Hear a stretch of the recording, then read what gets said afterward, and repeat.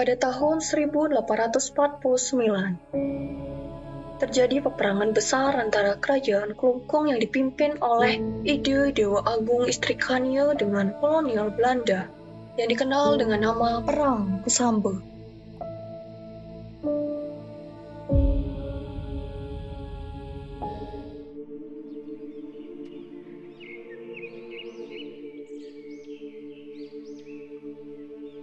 Ide Dewa Agung Istri Khania lahir di Puri Karangasem dengan nama kelahirannya Ide Dewa Agung Istri Mutar.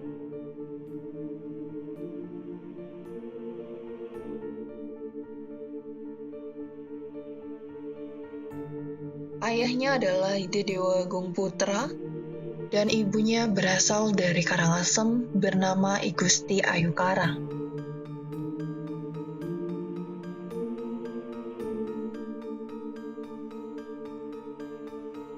Ide Dewa Agung Istri Khania memiliki saudara laki-laki dari istri Wesya ayahnya yang bernama Cokorde Kentut Rai.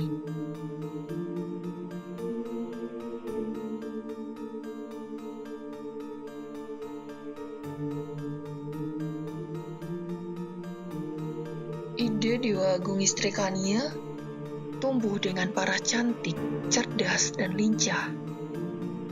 Beliau mendapat pendidikan budi pekerti dan ilmu tentang pemerintahan, sehingga membuatnya menjadi wanita yang arif bijaksana.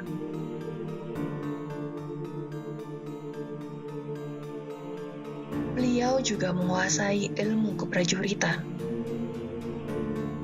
Bukan sebagai ahli memainkan senjata, namun segala teori perang telah dikuasai.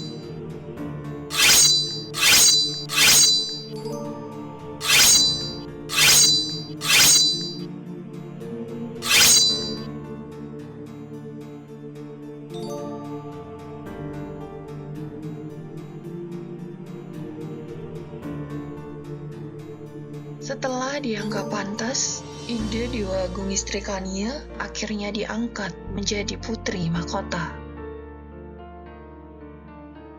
Dalam menjalankan pemerintahan, Raja menunjuk putrinya, Ide Dewa Agung Istri Khania, menangani pemerintahan di Keraton Semarapura bersama adiknya Cokorde Kentut Rai. Sedangkan Ide Dewa Agung Putra hanya aktif menangani masalah-masalah pemerintahan untuk wilayah Kusambe.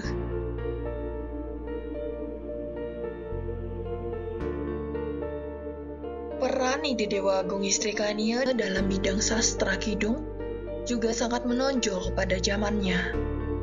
Dari karya-karya tulis yang berbentuk kidung seperti Padem Warak dan Pralambang Baso Watekan, Ide Dewa Agung Istri Khania memiliki profil sebagai wanita Rakawi atau wanita pengarang.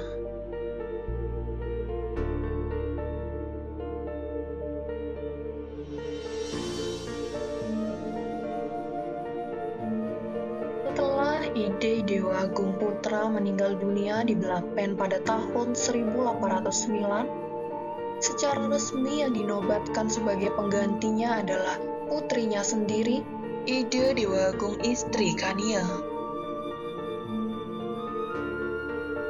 Ide Dewa Agung Istri Khania dalam pemerintahannya menentang segala bentuk intervensi Belanda ke Bali. Salam Dewa Agung, saya datang membawa pesan. Cukup. Katakan pada tuanmu, Klungkung tidak menerima negosiasi apapun.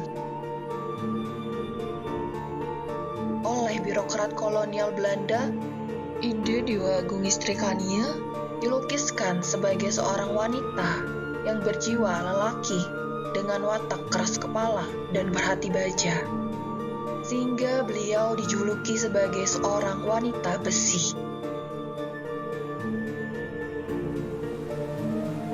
Suatu ketika di tahun 1847, 2 buah kapal JP King milik Belanda dirampas oleh rakyat Persinggahan karena hukum tahun karang yang berlaku di Bali pada saat itu.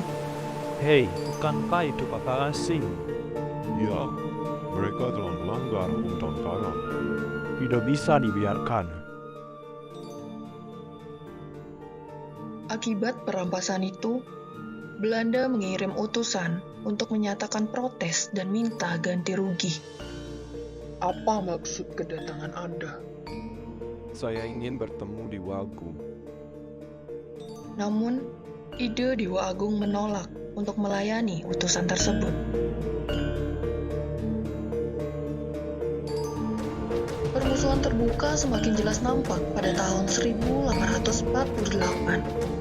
Saat Perang Jagaraga terjadi, Dewa Agung Klungkung mengirimkan laskar yang melibatkan laskar dari kerajaan Gianyar, Mui, dan Karangasem.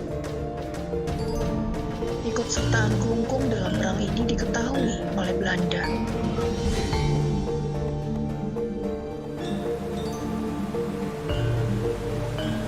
Pada tanggal 24 Mei 1849, di bawah pimpinan Mayor Jenderal Michel, kapal-kapal pasukan Belanda mulai berlabuh di Padang Bay dan berhasil menjatuhkan Raja Karangasem. Kata-kata, sebentar lagi Klungkung akan kita kuasai. Kata-kata. Mendengar pertahanan Bukit Wates Kerajaan Karangasem telah jatuh, Ratu Klungkung segera menuju Gua Lawa untuk memombakan semangat kepada pasukannya. Wahai rakyatku, mati dalam mempertahankan negeri dan kemerdekaan adalah mati terhormat.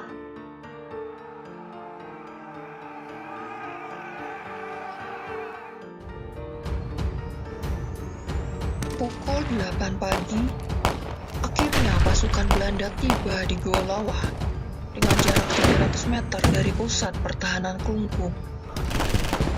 Tembakan mulai dilakukan oleh pasukan Belanda.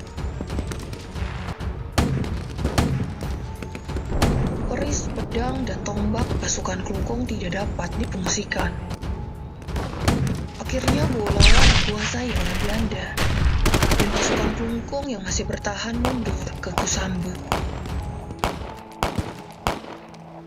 Serangan dilanjutkan ke Kusambu. Setapak demi setapak Belanda berhasil menduduki Kusambu.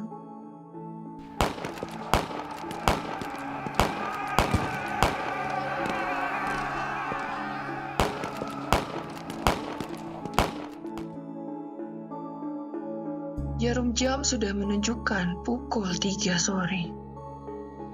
Akhirnya pasukan Belanda memutuskan untuk beristirahat dan membuat perkemahan di Puri Kusambu. Benteng Gua Lawa dan Kusambu telah jatuh ke tangan Belanda. Tengah malam tanggal 24 Mei 1849, dilakukan perundingan antara Ide Dewa Agung Istri Kania bersama Dewa Agung Ketetagung dan Ana Agung Badi Sangging di Puri Semarijaya. Kita serang balik mereka malam ini juga.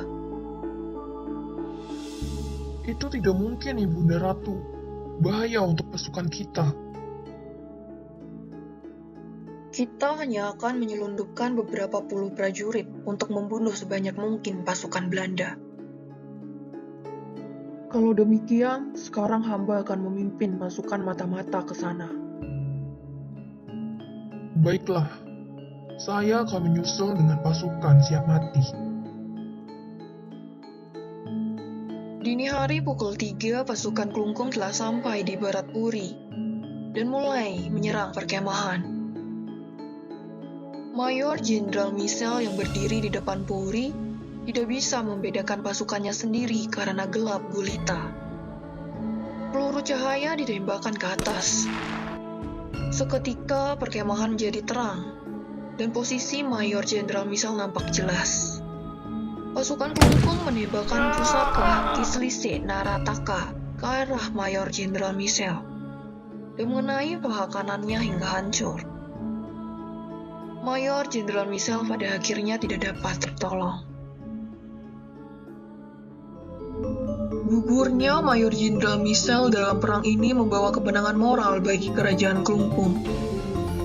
seorang perwira militer Belanda yang berhasil memadamkan dua perang besar, yakni Perang Jawa yang dipimpin oleh Pangeran Diponegoro serta Perang Padri yang digagas Tuanku Iman Bonjol di Minangkabau, tak disangka gugur dalam Perang Sambu.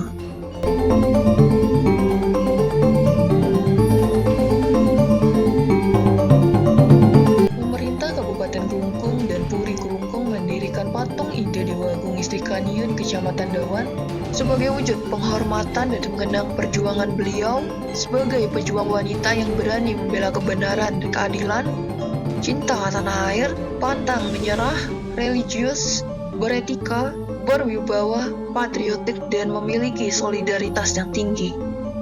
Nilai-nilai yang ditinggalkan sangat bermakna bagi generasi sekarang, generasi yang ditinggalkan, dan generasi penerus sebagai aktor dalam memperjuangkan bangsa untuk mengisi kemerdekaan Republik Indonesia.